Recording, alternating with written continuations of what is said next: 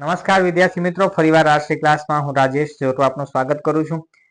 મિત્રો, કંડક્ટરની પરીક્ષાને ગણતરીના દિવસો બાકી છે અને આવા સમયે મને લાગે છે કે તમે બધાએ ખૂબ તૈયારી કરી છે અને છેલ્લા દિવસોમાં શું વાંચવું અને શું ન વાંચવું એ મહત્વનું બની જાય. ખરેખર તો આ સમય રિવિઝન કરવાનો છે, તેમ છતાં તમે ખાસ કરીને રોકડિયા માર્ક્સ ઉપર ભાર આપી શકો, કારણ કે તમે જનરલ નોલેજ જેવા સબ્જેક્ટ ઉપર તૈયારી કરશો ત્યાં તમે વાંચવા લઈને બેસો જીસીઆરટી કે એનસીઆરટી, તો એ લેન્ધી છે અને એમાં તમે માન 1 થી 2 માર્ક્સનું કવર કરી શકો.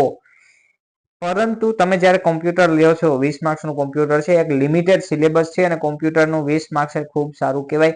તો તમે આવા રોકડિયા માર્કને પકડો. આવા સમયે ખાસ કરીને પેલા મેં તમને બહુ કીધું કે ભાઈ એનસીઆરટી વાંચો, આ તો વાંચો, જીસીઆરટી વાંચો, ખૂબ વાંચો. પરંતુ આવા સમયે જો હજુ તમે તમારે જો શું કહેવાય રિવિઝનના સમયે તમારે વધારે માર્ક્સ જોતા હોય, ગ્રેસિંગ જોતું હોય, અથવા તો તમારે શું કહેવાય તમારા મેરિટમાં બુસ્ટરની જેમ કામ કરે એ રીતના 2 થી 5 માર્ક્સ વધારે જોતા હોય, તો તમારે રોકડિયા માર્ક વાંચવા જોઈએ. રોકડિયા માર્ક્સનું જે સિલેબસ છે એ મુજબનું વાંચવું જોઈએ.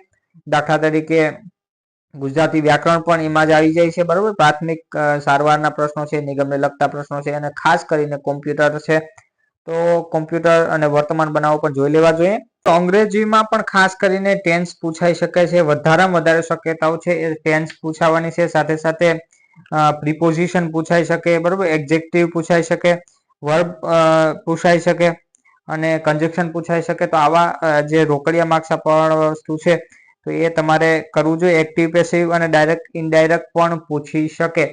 તો આ અંગ્રેજીમાં કોઈ પણ બુકમાંથી તમે વાંચો, આ બધી બુકમાં આ વસ્તુ છે, કન્ટેન્ટ છે સેમ રહેવાનું. એટલે ઘણા વિદ્યાર્થી મિત્રો એમ કે સાહેબ કઈ બુકમાંથી વાંચો? અંગ્રેજીમાં પણ એવું છે કે કોઈ પણ બુકમાંથી તમે વાંચો, આ અમુક મુદ્દાઓ છે તમે પેલું કરી લો. ને હજુ તમને એવી શંકા હોય તો તમે ડ્રાઈવરનો પેપર જોઈ લો અને એમાં અંગ્રેજીમાંથી કયા કયા પૂછાયા છે.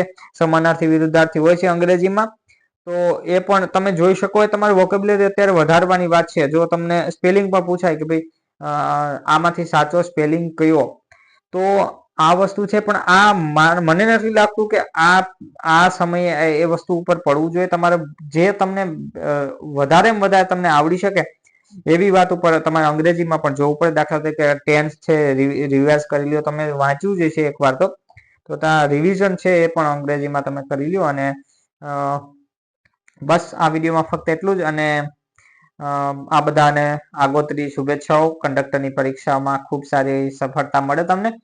તો આ વિડીયોમાં ફક્ત એટલું જ. ફરી મળીશું નવા વિડીયોમાં નવા વિચારો સાથે. ત્યાં સુધી રજા આપશો. જય હિન્દ, વંદે માતરમ.